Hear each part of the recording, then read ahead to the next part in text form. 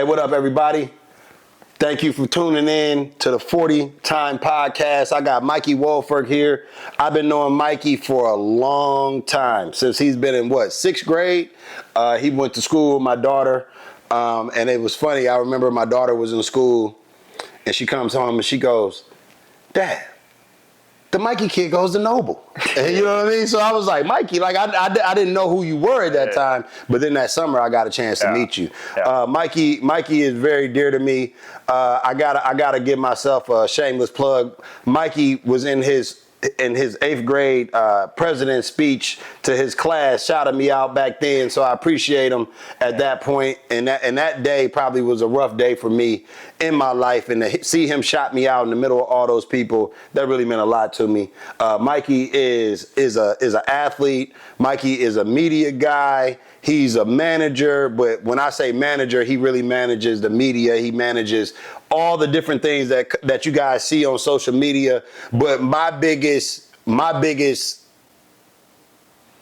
thing that I love about Mikey is his involvement in the community. Since he's been a child, he's been actively just when it comes to he's been actively a participant in when it comes to voting, women's rights, black, white, brown, people's human rights. He's been huge in that. So it is a pleasure to have Mikey on here.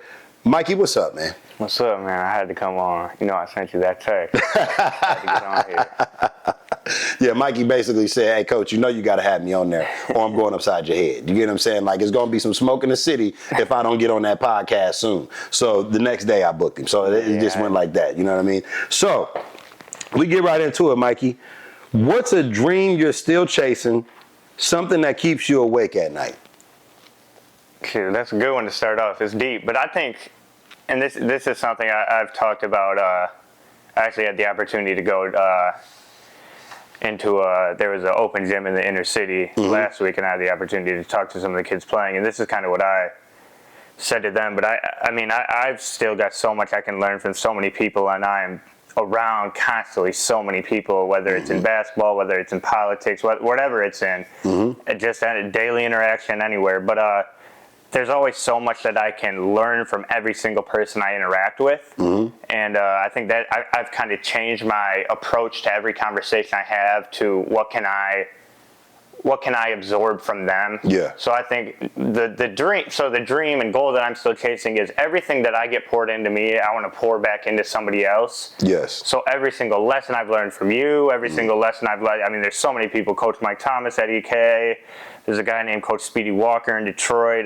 There's just so many people that have poured into me and have taken a chance on me and have trusted in my vision and have helped me with that by giving me so much knowledge and wisdom that I just want to pour that back into other people. Even if they're my age, even if they're older than me, I know that there's some things that I have that other people don't have, just like there is vice versa, but I want to give that stuff back to other people. So I think that's something I try to chase on the daily. So No doubt. And the biggest thing for me is that I met you through Mike Noble and my homeboy Mo Barnes. You get what I'm saying? So it was like, I just used to have talks with Mo all the time, and for the majority of our time, Mo always he had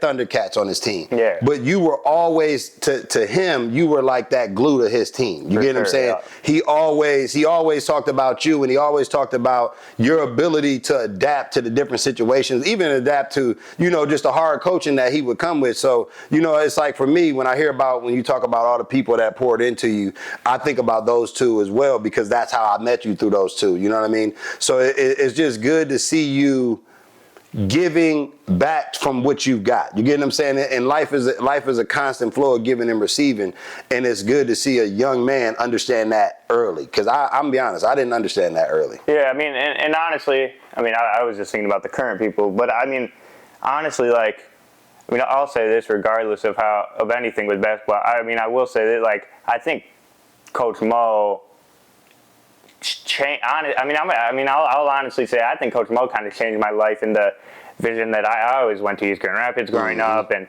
obviously the coaching with basketball is different there, but just the way everything works is very different there, and I'd always wanted to play with that team just because they were so good and winning. So then once I got in, kind of got my foot in the door with Noble and everything like that.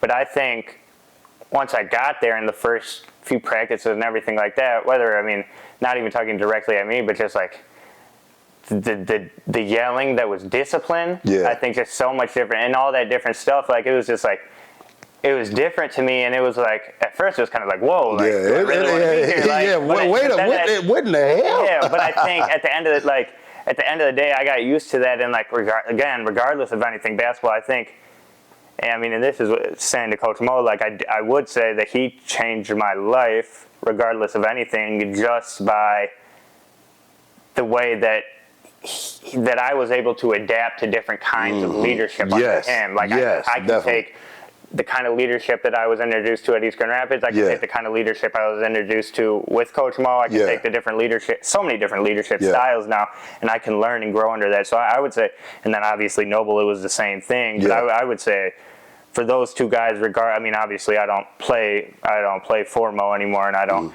train with Noble right now. But I will say those are two guys who I do think changed my life in the way that I was able to learn from other people. And, you know, that's how I met you. You get what I'm saying? So, and watching you, I got a chance to watch you grow up. You get what I'm saying? I got a chance to start training you myself. And I felt like, you know, I called you Larry Bird. Like, I always said you was Larry Bird. You get what I'm saying? You always had a cerebral way of looking at the game. I just love how you, a kid from East Grand Rapids, like, and I don't even think people understand, like, you live in East Grand Rapids. Like, you went there, you were good friends with my daughter that goes there. And it's like, you've been able to branch out. And like you said, now you're with the family. Now you're with all these different people. And I do look back and I look at, you know, the team that Mo put together and the way he brought you guys together, the way you guys are just a tight group of kids. You get what I'm saying? Like, you guys were just how you guys were different. Like, y'all just, I remember seeing y'all at the game. Y'all had your own style. Y'all had your own way of going about stuff. And I felt like, you know, when you look at the guys that you came up under when you were a kid, for all the hardcore training and the hardcore lessons that we taught, you guys were able to be yourself even more outside of the court, even outside of training. So big up to Coach Mo, man. It's a lot of kids that are under his umbrella that are branching out doing big things now. Shout out to Coach Mo. Also, shout out to Coach Noble. Who or what sparks your fire? Who's your biggest inspiration and why? I would say it changes every day. Or, I mean, I would say it changes based on what I'm doing, because I would say my biggest inspiration with every single thing I do is the people it impacts. I do a lot of stuff with different kids with basketball. You know, I'll spend hours every week driving some kids down to Detroit or driving some kids down to Mount Pleasant or Ypsilanti, wherever it is. And I would say when I do that, I mean, my inspiration is them. I mean, I want to do it for them. I want to see them succeed. If I'm doing something in politics, my inspiration is, I mean, everybody, because it's going to impact everybody. If I'm doing something where I'm working with African American rights, I mean, it's all the people in my life who are black who have helped me with everything. If I'm doing it for women's rights, my mom, my grand, I mean, it just really depends on everything. But there's so many people that inspire me, and more than just inspire, I'd say that's my drive to get something done for them almost. So I would say that's what I would go with on that one. So when it comes to, and I don't think a lot of people really understand how much you have your thumb on the politics, even though you're young. Can you just let me know not just let me know, because I know what you do, but can you share with us some of the initiatives that you've pushed through, some of the things that you've done, and just since 2020, like, can you share with us some of the stuff that you were doing so people can, you know, go to your Facebook, go to your Instagram, and really become acquainted with what you really do out here? Yeah, I mean, I got into the political world and the grassroots campaigning world when I was in 2020. So that I was in I was in the 7th grade then, and it was in the fall of 7th grade. COVID was going on and everything, and I just signed up I got a text about, one of those auto texts that everybody gets that now I probably send to you that you're annoyed about getting, but I got one of those texts and it was like, do you want to do a Zoom call to learn what you can do? And I was like, I mean, sure. I might as well. It was when Biden was running in 2020. Everything was on Zoom anyway. So I was like, I might as well do it. I mean, I have nothing else to do. Everything's canceled. So I did that, and everybody was like, there was probably a bunch of people my grandma's age. So I got on there, and everybody was kind of surprised to see me on there. And they were like, I mean, we've got this fellowship opportunity. Like, would this something you would be interested? Because I was like, I mean, other than school, like a lot of the basketball stuff's canceled. I might so I can kind of do it whenever. So they were like, shoot, I mean, if that's what you want to do, you can do it. And I was like, yeah, I mean, so I got my start. I got a fellowship opportunity in 2020 with a group called the One Campaign, which is it's a branch of the Michigan Democratic Party that works on the presidential campaigns each presidential election year. So I worked with them, and I was able to do a lot of volunteer training. So there would be a lot of volunteers that would come in, and I would be on a Zoom call, and I would lead those Zoom calls, and I would teach them how to call voters, how to go knock on doors, stuff like that. A lot of basic stuff that I started with. And then as the campaign would go on, I would kind of grow. I would be able to enter some stuff into different software databases. I was able to do some endorsement research. I was able to branch out to different elections. Like I was able to work with Senator Gary Peters was running at that time, and then so that was a great experience. That was my first experience, and there were a lot of people that helped me with that. Carmen Hind really helped me with that. That's someone who I think really helped me on my political journey.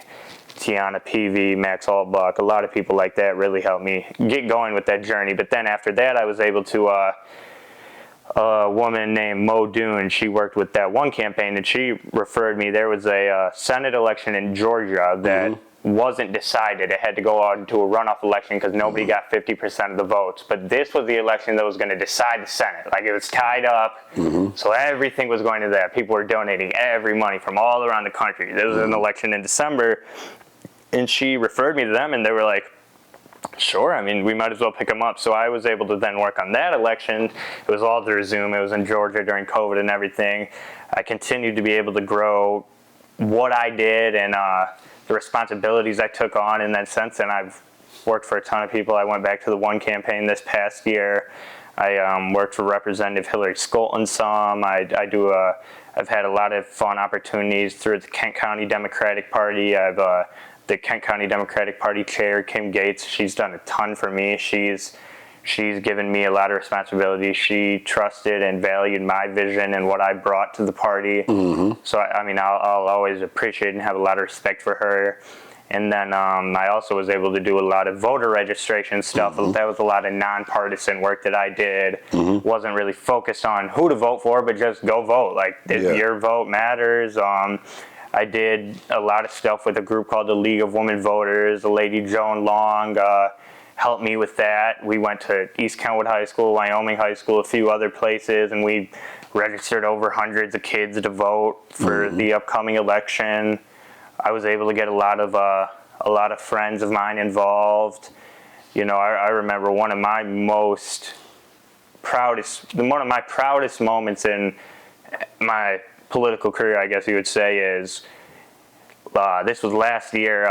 There was this was 2 years ago now. There was an event, and Gretchen Whitmer, Governor Whitmer, was speaking at it, and so was Representative Hillary Skolton. And I was able to, it was during the school day, but I was able to bring 4 of the kids on our team over there at East Kentwood, and we were all able to go to that event and talk to Governor Whitmer, get pictures with her.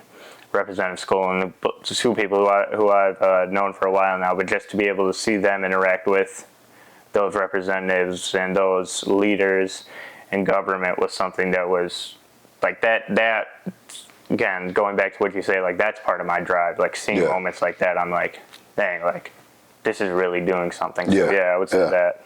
So when it comes to a teenager like yourself, what are some of the what are some of the things in the teenage world? Because I feel like a lot of us adults, we talk at you guys. I think we try to put words in your mouth and we try to think for you. So what are some of the concerns for the teenage male or female in 2025 going forward? I mean, I think a lot of it is, and I actually had this conversation with my mom the other day. Mm-hmm. I think a lot of it is, a lot of adults, I mean, and this is a phrase that is severely overused, but everything is, when I was a kid, it was never like this. Like, you guys are so into the cell phones. You guys are so into this. You guys do this. You guys are like this. Like, you guys don't have any of the discipline I had when I was a kid. All that kind of stuff.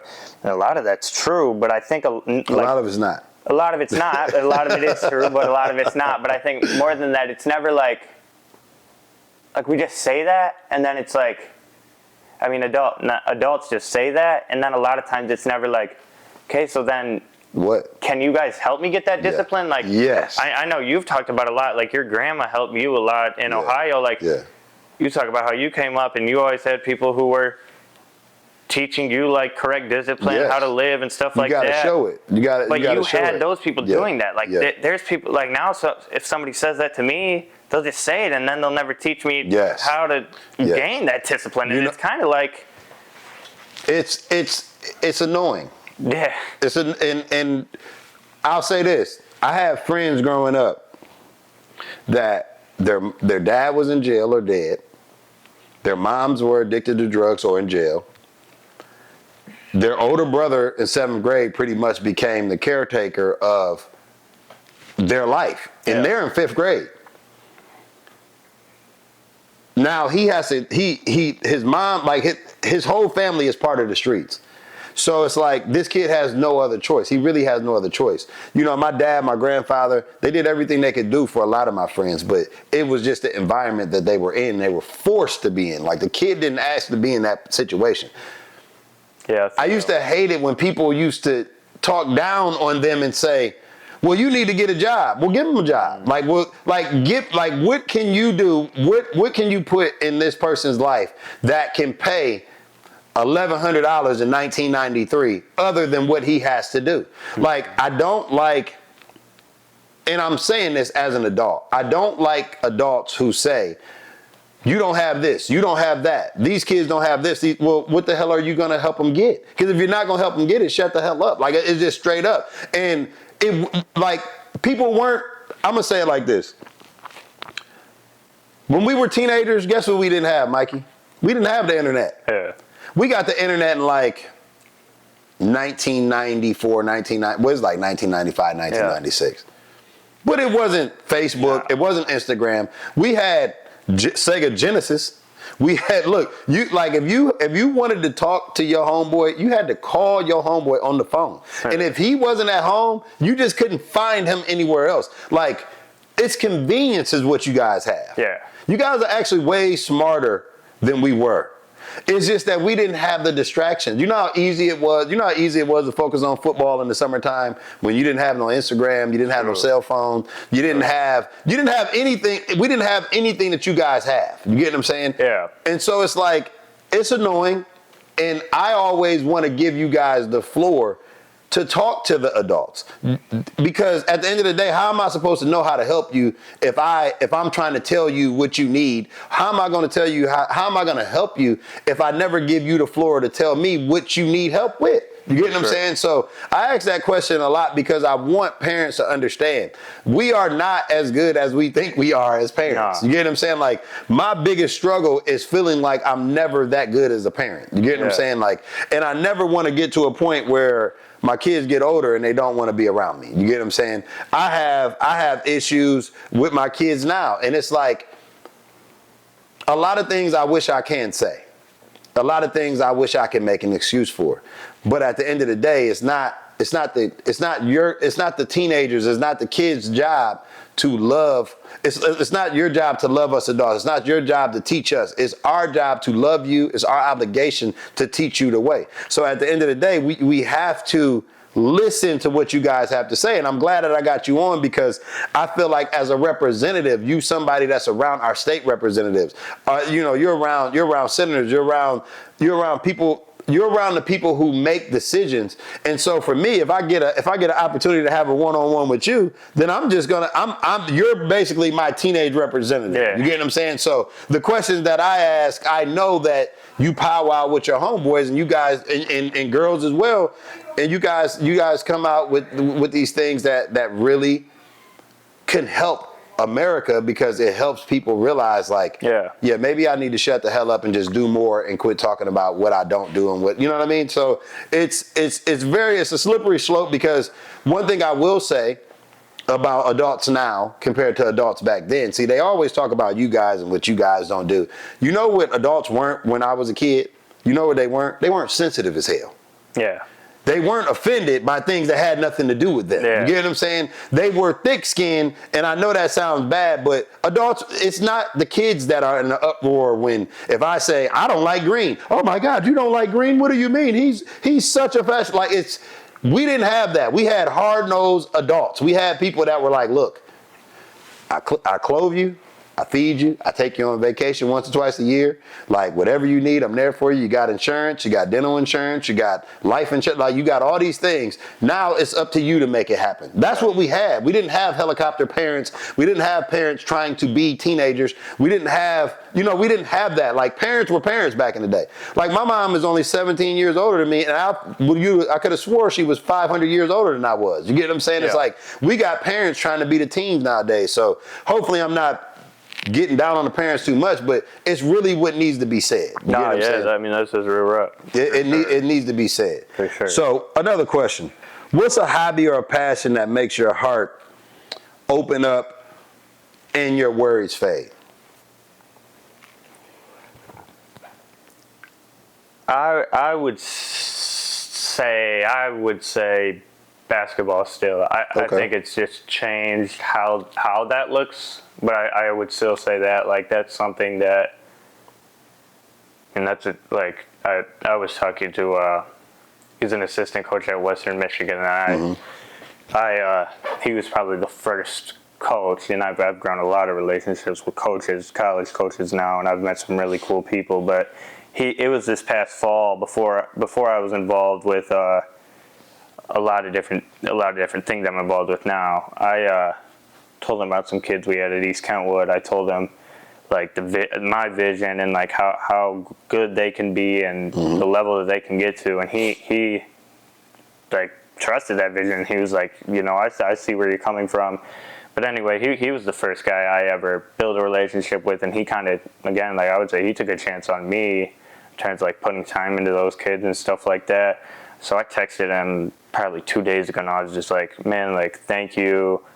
Like, what you did for me is something you'll really never understand, because you have helped me grow so many relationships that you don't even know about, just because you kind of helped me get my foot in the door. Yeah. But what he said to me was like, obviously, man, like, it's forever love, all that kind of stuff. But what he said was, it's so amazing how many opportunities that orange ball can give us. And I was like, man, tell me about it. Straight like, up. So much stuff I've gotten from that. So I'll always, my heart will always feel a connection to that, for sure, I would say. No doubt. So if you had an endless supply of time and money, what wild project or goal would you dive into? That's a good one for you. Yeah. That's a good one for you. Yeah, I would say some kind of initiative in underserved communities. I'm not sure exactly what it would be, but I would want to help. I would want to help communities that don't get enough help. There's a lot of communities like that in Grand Rapids, but just around the world, there's a lot of people that I've met that I've tried to put a lot into, and I've tried to help and get them a lot of opportunities. And again, like I said at the start, pour in what I've gotten poured into me. I've tried to pour back into a lot of people, but I would try to help a lot of different people in underserved communities just get opportunities that they deserved and get the opportunities that I was able to get coming from where I came from and with the privileges that I came from, frankly. I mean, that's just straight up. It just is what it is. And I would want to give some of those opportunities back to other people. And like you said earlier about some of the people you grew up with, like they were forced to go into the streets, basically what you said. Like I would want to give a lot of people like him or like any of those people you're talking about, I would want to give them opportunities to not have to go into that and have opportunities to go whatever it's into. If they want to go into law, if they want to be a teacher, if they want to be a doctor, whatever it is. Like, I just want to get whatever you want to do, man. Like everyone should have an opportunity to do what they want to do, and a lot of people just don't have that. So that's one of the saddest things to me. It's like, dang, and people I know in my life, like they're in the same situation. I'm like, it's almost like sometimes I even feel like guilty. I'm like, dang, like I have never even had to worry about that. But it's like, so I put a lot of effort into trying to get a lot of other people opportunities. Now, and that's the reason why I started the initiatives that I started, as far as nonprofits and things like that. When you talk about help, and we don't have a lot of time, but I want you to try to describe to people help. You're not talking about, like, these are people that will go out and go get it. If they have the opportunity, all you got to do is just open the door. They'll take everything from that point on. You're not talking about giving somebody a handout. You're not talking about, leapfrogging somebody else or taking the opportunity from somebody else to give it to somebody else. Can you describe and define what you mean by help? Because I think it's intriguing, and I really respect your answer. I think it's intriguing to know what type of help these people that you deal with and these people that you've been around the state of Michigan, you've been around the country, you've been around the world. What type of help are they really looking for? I mean, everybody would want it kind of to be given to them, like you had said. But I think when I try to help people, I would say more, it's just like creating opportunities, creating new opportunities, like you said. So it's not taking away from anyone else, but like, again, like I just opening the door for them and like, okay, now go get it. Like, and that's just a mindset that you got to have with stuff. But like, once somebody creates an opportunity for you, just like go get it, run through the door, go full speed with it, like run with it. Like you said, like someone's trying to throw you a lob, like dunk it in there. Just go with all speed. So I would say, when you try to help someone, that's how it's got to be. You can't do it all for somebody, but you can definitely help them get started. For sure. Well, look, Mikey, I plan on having you back a lot, because whatever initiative and things that you're working on, my platform is always going to be welcoming and inviting for you to come and get your name out. And just, it's people in Ohio that are watching. There's people all over that are